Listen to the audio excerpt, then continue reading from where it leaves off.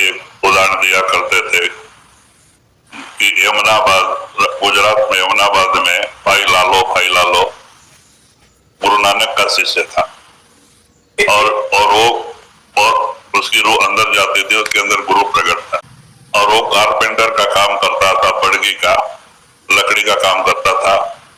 तो एक बार एक सन्यासी गुरु नानक के पास आया और आके वाद विवाद करने लगा कि हमारे प्रश्न का जवाब दो, नहीं तो अपना प्रचार बंद करो, हम आपको अंदर डालेंगे, ऐसा वैसा। तो ये गया और पूछते लालू का घर मिला। तो वो क्या कर रहा था, लालू बांस फाड़ के अभी फाड़ रहे थे और फाड़ के अर्थी बनाने का था। उनको मुर्दा उठा के ले जाते हैं ना उत्तर भारत में, वो बांस का बनाते हैं, तो फाड़ के वो काम कर रहे थे। तो ये जाके वहां बैठा, कहता है मालूम है मैं कहाँ से आया हूँ? बोला आपको क्या मालूम महाराज आप कहाँ से आ रहे? तो बोले मैं आपके गुरु से आ रहा हूँ और ऐसा वैसा उन्होंने भेजा है, अभी उनको जवाब देने को नहीं हुआ, तुम जवाब दो, नहीं तो हम तुम्हारे गुरु को तुमको सबको अंदर डालेंगे। तो बाद में कहते महाराज बैठो, पानी वानी पियो, अभी इतना दूर से आए हैं, आराम से बात करेंगे। नहीं वो सब नहीं चलता है, पहले हमारे प्रश्न का जवाब दो, बाद में देखते हैं। ऐसा वैसा वो अहंकार था और बड़बड़ करते रहा और ये अपने काम में लगे रहे, अर्थी बनाते गए। तो इतने में अर्थी तैयार हो गई, ये चुपचाप है, वही बोल रहा है आधा घंटा से, और वो अर्थी तैयार हो गई। इतने में दो लोग भागे आए, बोलते लालू जी आपका लड़का का एक्सीडेंट हो गया और वो लारी के नीचे आ गया, वो मर गया। तो लालू जी कहते अच्छा कोई बात नहीं, मैंने अर्थी तैयार किया है, चलो। तो जाके उसको उसमें बांध के कपड़ा वपड़ा डाल के लेके आए, रखे और घर के सामने जो लोगों को बुलाते हैं ना इसके लिए, तो सबको बुलावा भेजने लगे। ये बड़बड़ करते रहा, कहते क्या मत आपका है, लड़का एक्सीडेंट में मर रहा है, तुमको मालूम है, तुम पहले ही अर्थी बनाते बैठा है, तो क्या उसको बचाया नहीं जा सकता था क्या? तो लालू कहता है महाराज वो मेरा लड़का नहीं, वो परमात्मा का लड़का था, उन्होंने 4 दिन के लिए मेरे पास भेजा था, जो वो खुद बुलाता है तो मैं कौन होता हूँ उसके बीच में रोकने वाला? उसका वो था, वो लेके गया।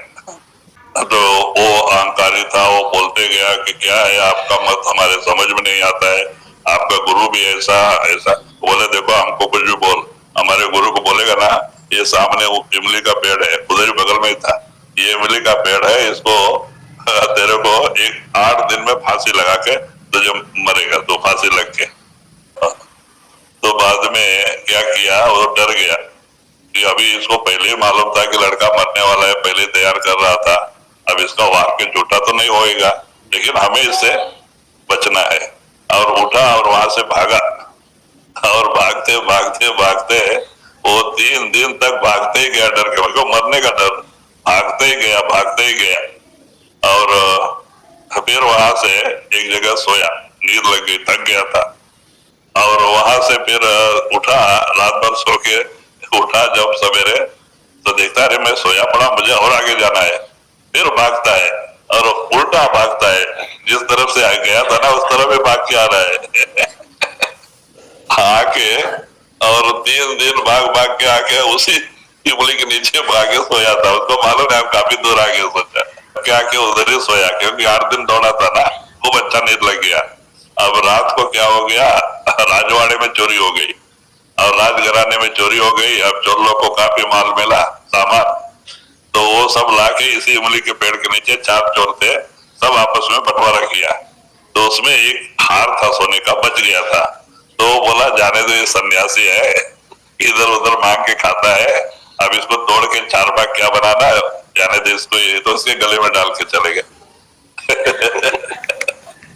तो बाद में सवेरे राजा के सिपाही इधर उधर दौड़े, तो तब तक धूप हो रहा था, 7 साढ़े 7 बज रहा था, सूरज निकल रहा था, तो इसके गले में वो सोना चमक रहा था। तो उधर आके देखते हैं तो ये सोया पड़ा है, इसके गले में सोने का हार है। तो बोले हाँ यही चोर है, रात भर चोरी करके इधर आके सो गया है, अब उसको पकड़ के राजा के पास लेके गए। तो लेके गए राजा ने देखा सोने का हार ये अपना ही है। तो बोले कहाँ था? ये बोला इमली पेड़ के नीचे सो रहा था। तो बोले इसको ले जाओ उसी इमली के पेड़ में, क्योंकि बहुत पूछा है बता नहीं रहा है। बोलता है मेरे को मालूम नहीं। तो बोलता है ये पक्का चोर है, बता नहीं रहा है, ले जाओ उसी इमली के नीचे, उस इमली पेड़ में इसको फांसी लगा दो। तो बाद में वहां लाके तैयारी कर रहे थे फांसी लगाने का। जो तो गांव वाले सब जमा हो गए थे देखने के लिए। अब इसके फांसी बराबर इनके गले के माप का तैयार किया और सब अभी रस्सी भी ऊपर डाल दिया गया। बांधने के टाइम पे सब आ गए। तो लास्ट में पूछते हैं ना राजा, वो पूछता है माने माने कोई भी उसका अधिकारी कि तुम्हारा आखिरी इच्छा क्या है फांसी के पहले। ये बोलता है कि मेरा अभी कुछ नहीं इच्छा है, यही पे लाल जी करके वो पढ़ के काम करते हैं, उसको बुलाओ, उसका दर्शन करके मैं चाहूंगा। तो सिपाही जाके लाल जी को बुला के लेके आए। लाल जी आया तो ये चरणों पे गिर पड़ा, कहता महाराज आपने बोला गले में फांसी आ गई, अब बचाओ, मैं फिर ऐसा कभी नहीं करूंगा, मेरी बड़ी गलती हो गई। आपको आपके गुरु को बहुत निंदा किया, बहुत गाली दिया, आप मुझे माफ कर दो, फिर जिंदगी में ऐसा नहीं करूंगा। और अब करने वाला कोई आज मुझे फांसी मिल रहा है, आप दया करो मेरी जान बचा दो। तो लालू कहते हंस के अच्छा ठीक है भाई, मालिक तेरी रक्षा करेगा। इतने में वो जो लोग खड़े थे फांसी देखने के लिए आए थे गांव वाले लोग, उसमें चोर भी थे 4। तो वो लोग के अंदर ये भावना पैदा हुई कि भाई चोरी तो हमने किया और ऐसे ही अन्याय से बेचारा योगी मारा जा रहा है, ये अच्छा नहीं है, हम राजा का धन वापस करके इसको छुड़ा ले। तो वो सामने आ गए, वो कहते भाई चोरी हमने किया है, इसने नहीं किया है, एक हार ज्यादा था मैं इसके गले में डाल के चला गया, वो सब धन हम लोग के पास है। तो बोले लेके आओ, सब धन लेके आए वहां पे, तो सब मिल गया। तो बोले इसको छोड़ दिया। वो चारों चोर को पकड़ के लेके गए अब राजा के पास। तब ये जो है भाग के लालू जी के पास आया, लाल जी के कहता बस महाराज अब ये रिद्धि सिद्धि ये सन्यास कोई काम का नहीं, मुझे अपने गुरु के पास ले चलो, मुझे भी नाम